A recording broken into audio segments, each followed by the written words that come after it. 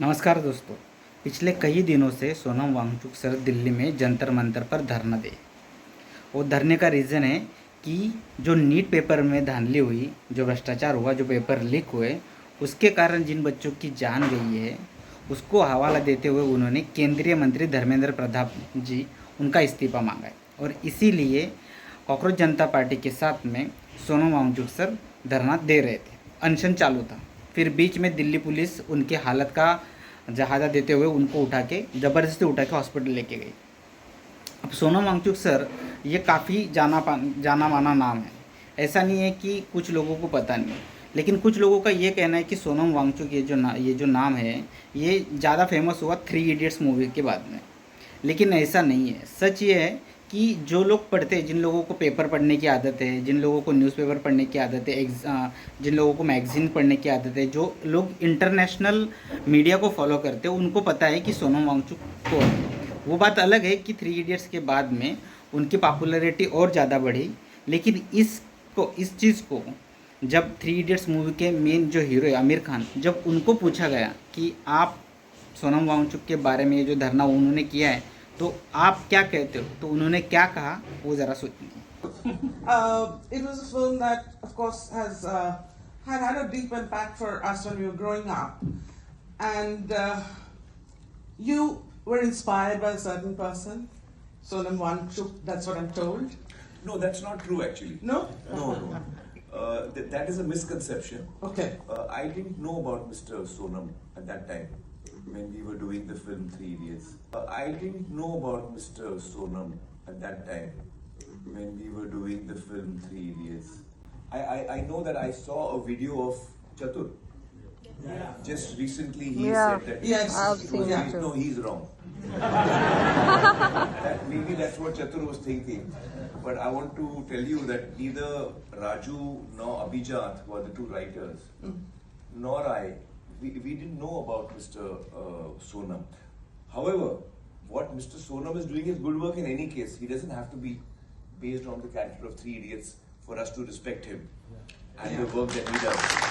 But what do you have to say anything about this? Just from a factual point of Yeah, view, I want to that's tell you it. that I neither It's Raju never been nor I- clarified before this.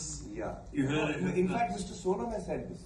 Okay. He also has said that the character is not based on him. He has also clarified. But do you have anything to say about his fasting for 19 Well, days? I think all of us are very concerned for his health and his life, and we hope that Yeah. it ends well, and all of us are hoping that he ends his fast and Yes. looks after his health. Yeah. सुन लिया आपने कि mister Aamir Khan perfectionist ने क्या कहा कि वो उनको तब जानते नहीं थे। अब आगे का वीडियो देखिए। 2008 की है।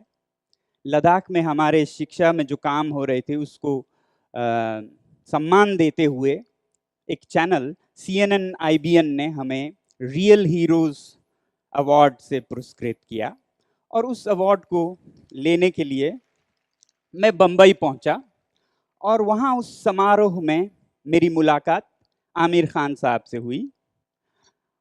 और वैसे मैं फिल्में ज़्यादा देखता नहीं हूँ, मगर उनकी जो तारे ज़मीं पे फिल्म है उसका मैं बड़ा फ़ैन रहा हूँ। तो बातों बातों में उनसे मैंने एक प्रस्ताव रखा, कहा कि ये जो भारत और पाकिस्तान, खासकर लद्दाख और बाल्टिस्तान जो कि सीमा पर हैं, यहाँ जो सियाचिन को लेके झगड़ा चल रहा है, पागलपन चल रहा है एक बर्फ़ के टुकड़े के लिए जिस पर कि 5 से 7 करोड़ दिन का खर्च होता है, क्या एक फिल्म के माध्यम से ये दिखाया जा सकता है कि अगर यहाँ की जनता और वहाँ की जनता, सरकारें नहीं, फौज नहीं, जनता मिलके बात करे और कहें हट जाइए और ये जो पैसा आप जला रहे हैं उसे शिक्षा में खर्च कीजिए, तो क्या पता ऐसा एक आंदोलन सच में चले और क्या पता ये सच हो जाए।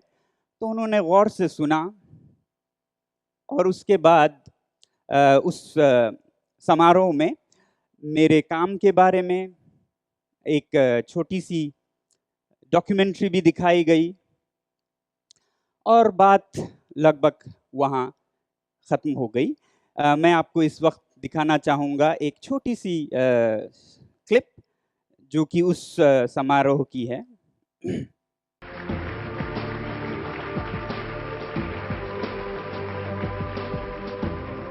में सुना करते थे, पढ़ा करते थे कि देश के लिए जान देनी चाहिए, मगर लद्दाख में बढ़ते हुए ये देश के लिए जान देने का कारोबार बहुत देखा। और जहाँ एक तरफ मैं सलाम करता हूँ उन लोगों के लिए, उन लोगों को जिन्होंने देश के लिए जान दिया, मगर इस 21वीं सदी में मेरा ख्याल है कि देश के लिए जान देने की नहीं, ज़िंदगी देने की ज़रूरत है।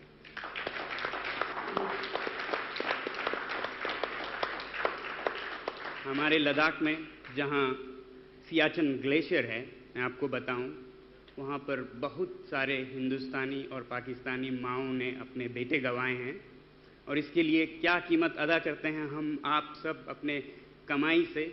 सुरक्षा का खर्चा रोज़ाना 5 करोड़ है, ऐसा कहा जाता है। और दूसरी तरफ शिक्षा की हालत ऐसी है कि शायद हमारा सर नीचे झुके अगर हम अपने सरहदी इलाकों के स्कूलों की हालत देखें तो मेरी उम्मीद है, एक ख्वाब है कि ऐसे हम एक हालात पैदा करें, हम आप सब मिलके, सरहद के उस तरफ इस तरफ के लोग मिलके, कि ये 5 करोड़ रोज़ाना का जो खर्चा है वो इस सरहदी इलाकों के रक्षा में नहीं, शिक्षा में जाए, और वही हमारी सबसे बड़ी सुरक्षा होगी।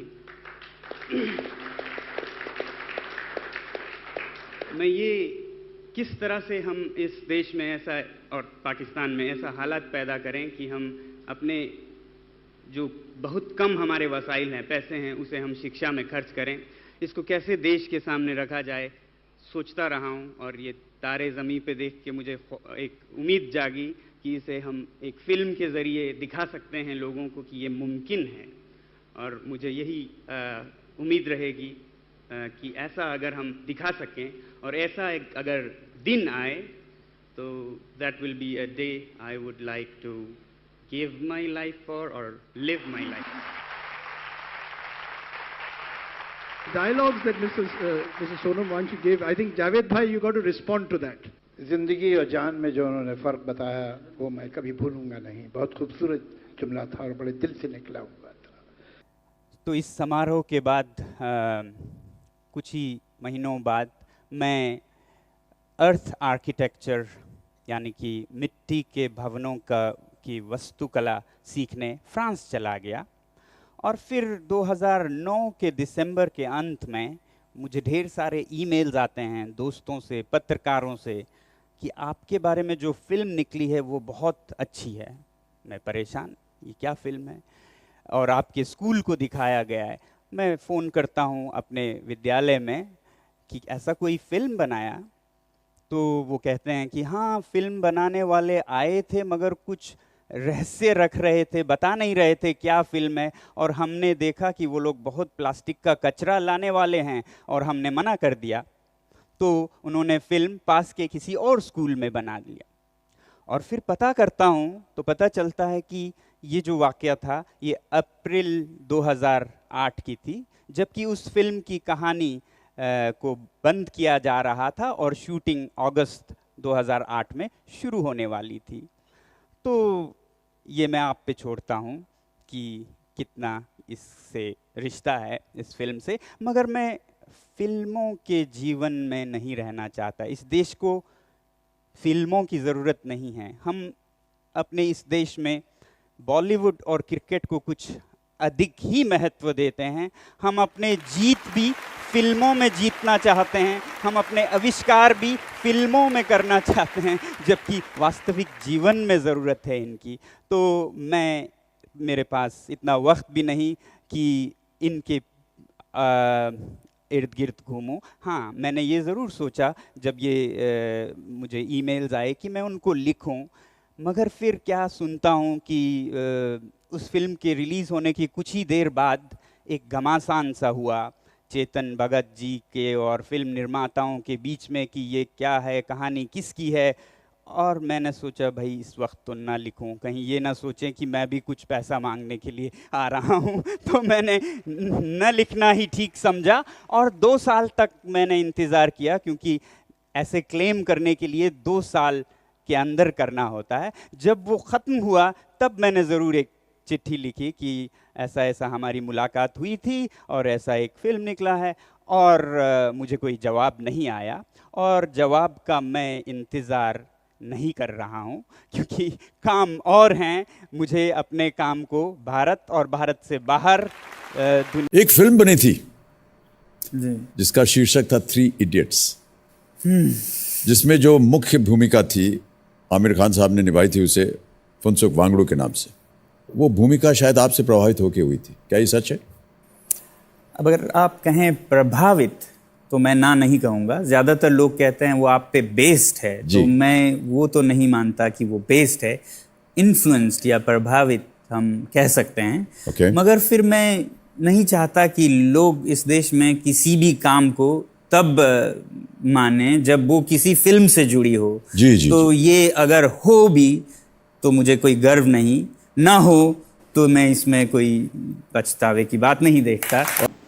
अब आप थोड़ा समझने की कोशिश कीजिए कि ये लोग क्यों, मतलब जब बात सरकार पे आती है तो ये डर जाते हैं। तो मेरा ऐसा मानना है कि कहीं ना कहीं इनकी कुछ फाइलें हैं, कुछ ऐसी करतूतें हैं जो पब्लिक के सामने सरकार लेके आएगी, या शायद कोई तो भी ऐसी बातें हैं जो ये नहीं चाहते कि पब्लिक के सामने आए। तो इसलिए जब भी बात सरकार के खिलाफ जाती है तो ये जो इंटरटेनमेंट इंडस्ट्री के लोग हैं ये डर जाते हैं और सामने नहीं आते।